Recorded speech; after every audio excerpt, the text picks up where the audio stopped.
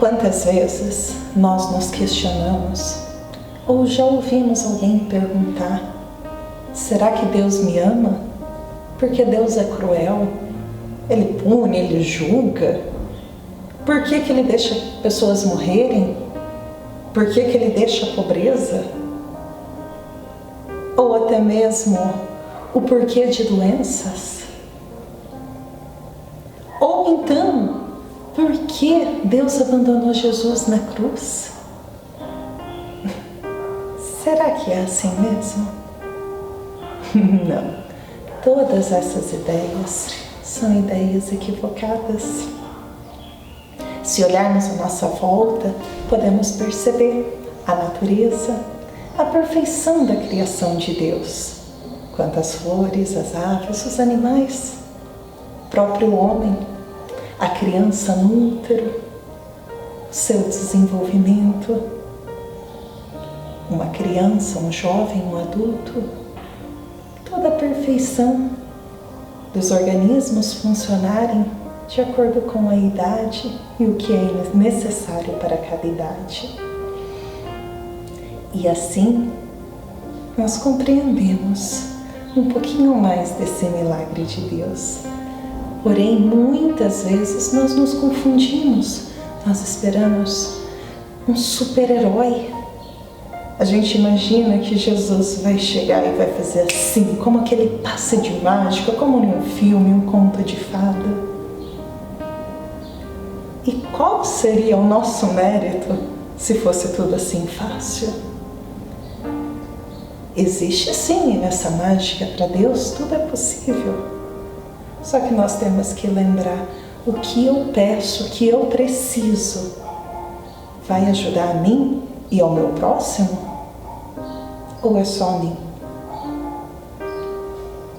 No livro, nos bastidores da obsessão, tem uma frase assim: quando eu buscava Deus fora de mim, não achava. Quando procurava dentro de mim, tinha-o perdido. Resolvi amar e ajudar o meu próximo.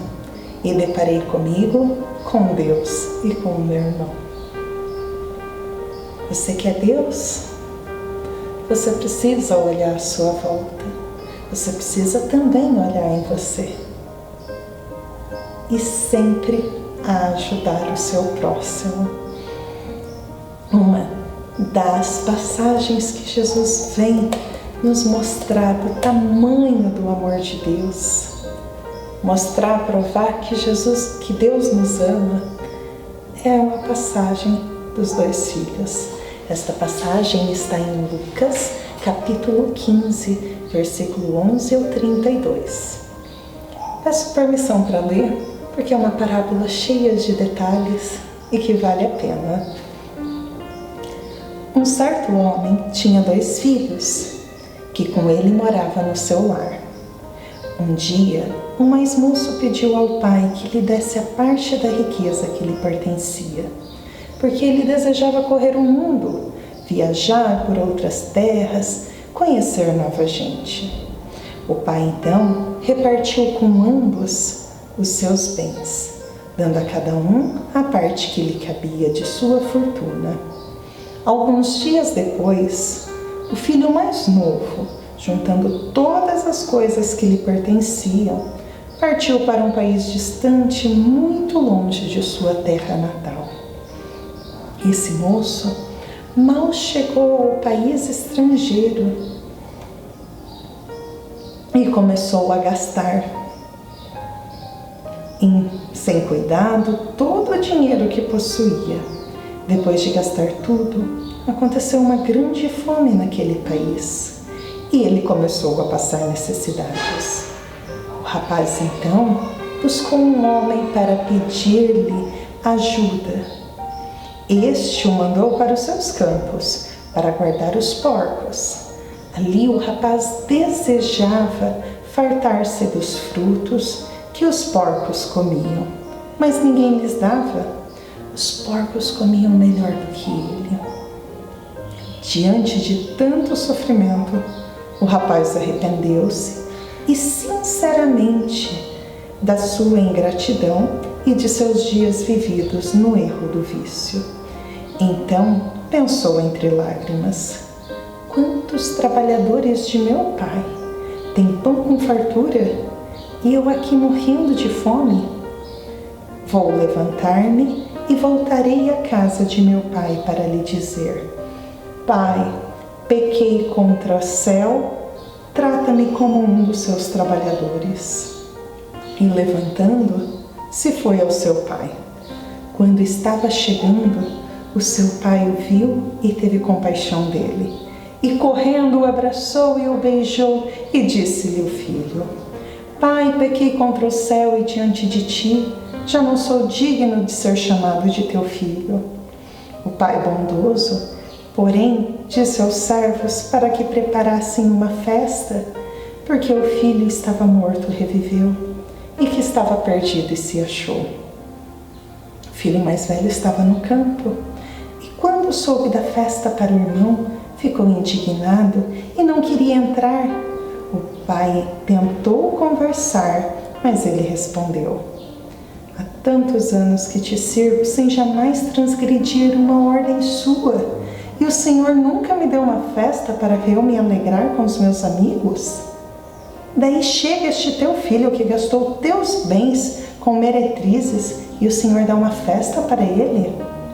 Respondeu-lhe o pai: Filho, você está sempre comigo e tudo que é meu é seu. Entretanto, é justo que nos alegremos, porque este teu irmão era morto e reviveu, e estava perdido e se achou. Eu particularmente gosto muito dessa parábola e, infelizmente, eu demorei muito tempo para perceber a imensidão dessa parábola.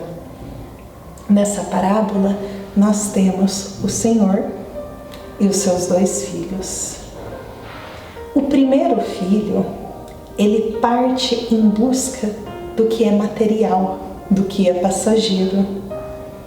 E quando ele se arrepende, é o primeiro passo para a evolução moral. Já o filho mais velho, ele é egoísta, ele se julga perfeito. Talvez ele era até invejoso, provavelmente ele queria ter a coragem do irmão mais novo. E não, ele sempre ficou ao lado do pai e nunca foi feliz, porque até mesmo no momento que ele diz: você nunca me deu uma ovelha para eu comemorar com os meus amigos, nessa comemoração ele não inclui o pai, é apenas ele. E ao mesmo tempo, este filho, ele lembra nós. Quantas vezes nós estamos dentro da igreja e nos achamos melhores do que o outro que está em um bar, do que o outro que está no meio da rua? Nesse momento nós nos comportamos como o filho mais velho. E por último nós temos o Senhor, que ele representa Deus, paciente, bondoso e fica feliz com a nossa volta. Porque até mesmo se nós pararmos para refletir, essa parábola Jesus conta 2000 anos atrás. E nesta época, pedir a herança era considerado como uma baixaria. Hoje já não é bonito você pedir a herança em vida. E imagina 2000 anos atrás. Era como se você desejasse que seus pais estivessem mortos. E mesmo assim, esse pai, sabendo do olhar que ele seria julgado pela sociedade, ele atendeu o pedido do filho. Ele repartiu a herança. E sendo que esse pai, ele tinha o direito de expulsar esse filho. Afinal, se esse filho não considerava ele como pai, considerava como morto, por isso pedia a herança, esse pai tinha o direito de falar: vai embora, você não me pertence, aqui nada é seu. E o que esse pai faz? Ele vai lá e divide a herança. segundo item que mostra que esse Senhor é Deus é aceitar o filho de volta. Imagina, esse pai já quebrou a primeira vez o protocolo da sociedade. E mesmo assim, quando esse filho volta, esse pai vai lá correndo e o abraça. Então, se nós temos nessa parábola Deus que vai lá, abandona, antes do filho falar, ele corre para o abraço. Imagina o tamanho desse amor de Deus. Até mesmo porque aqui na Terra nós não somos perfeitos. E mesmo assim, aqui nós vemos pais, sabendo do erro dos filhos, indo nas cadeias visitar os filhos. Nós vemos crianças que tentam às vezes suicídio ou algum ato de desespero, e mesmo assim os pais que estão do lado dessas crianças, desses jovens. Por que que Deus, que criou todo o universo, Deus que é todo bondoso, vai querer condenar eu ou você? Ele sabe que nós somos crianças, estamos no caminho do aprendizado. Ele nos abraça mesmo assim, Ele nos acolhe e nos dá novas oportunidades. E depois a terceira vergonha para a sociedade, para o pai com a sociedade naquela época, é o desrespeito do filho mais velho. Porque o filho mais velho, ele tinha a obrigação de seguir os passos do pai. E na ausência do pai, ele que daria continuidade a tudo. E nessa parábola, o filho mais velho, ele vai lá e questiona o pai, ele se recusa a entrar em uma confraternização que o pai estava oferecendo. E mesmo assim, mais uma vez, esse pai sai da festa para ir atender o outro filho.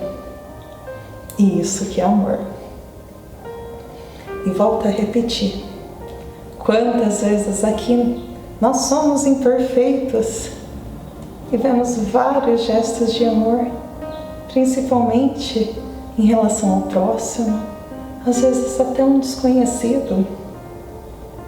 E nós não somos superiores a Deus, nós não somos tão bondosos como Ele. Afinal, Jesus mesmo diz: bom é meu Pai que está no céu. E aí, nós já fomos duros com Deus? E qual é a sensação do perdão, nós e Deus? Essa parábola, eu acho ela sensacional, porque ela nos mostra que é possível errar. Infelizmente, nós erramos. Mas Deus vai nos acolher e nos ensinar que nós não precisamos insistir no erro. Nós podemos fazer diferente. E uma maneira muito prática é quando nós nos colocamos no lugar do outro. Até mesmo no lugar de um pai, no lugar desse Deus. Ainda no livro Nos Bastidores da Obsessão, Glauco diz: entregue ao Senhor e Ele cuidará de nós. Para Ele não há perseguidor nem perseguido, mas espírito enfermo em estados diferentes, caminhando em estradas diversas em direção ao bem. Tem um outro livro que tem uma pergunta que eu acho muito curiosa, principalmente aí em relação quando nós perguntamos sobre Deus, voltando lá nas perguntas iniciais, Deus julga? Deus nos pune? Não, não pune. Mas por que a morte? Por que há doenças? É para a gente aprender a amar. Nós já amamos o suficiente? Nós aprendemos a amar nós mesmos, o nosso irmão?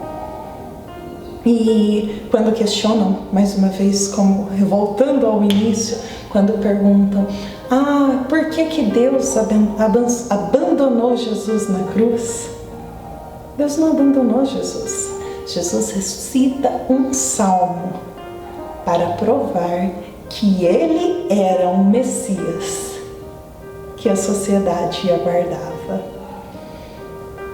Em um livro chamado Entrevista com os Espíritos, há uma pergunta muito curiosa que diz assim: o que você faria se defrontasse com Jesus?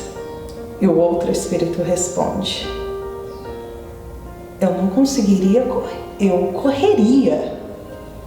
E ele fala: tá, mas se você não conseguisse correr, eu ficaria envergonhada. E nós, se defrontássemos com Deus, o que nós faríamos? Nós estamos preparados para esse encontro? Porque Ele está lá esperando esse encontro.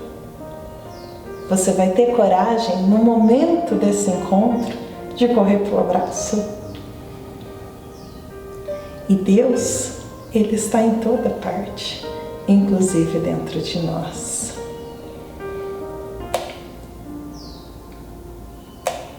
E o socorro sempre vem. O socorro sempre está ao nosso lado. E volto a repetir: esse socorro é só para mim? Ou vai beneficiar todos à minha volta? Não só a minha família, mas vai beneficiar o meu vizinho, o meu irmão? E muitas vezes nós nos comportamos como um desses dois filhos. Ora como filho pródigo, preocupado com o materialismo, preocupado com o que é instantâneo, desperdiçando oportunidades talvez de ajudar o nosso próximo, dizer palavras boas, desperdiçando talentos, às vezes com músicas que a letra não seja tão agradável. Isso é um filho pródigo, aquele mais novo, desperdiçando tempo, achando que o que é material que é importante. Ou ora nós estamos como o filho mais velho, que é aquele que se considera perfeito, porque está dentro da igreja, porque é melhor do que o outro. Qual filho você está sendo hoje? Qual eu estou sendo hoje?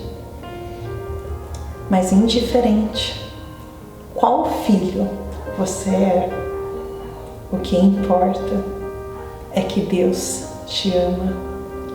Ele ama você, ama eu, ama todos nós. E Ele aguarda o abraço.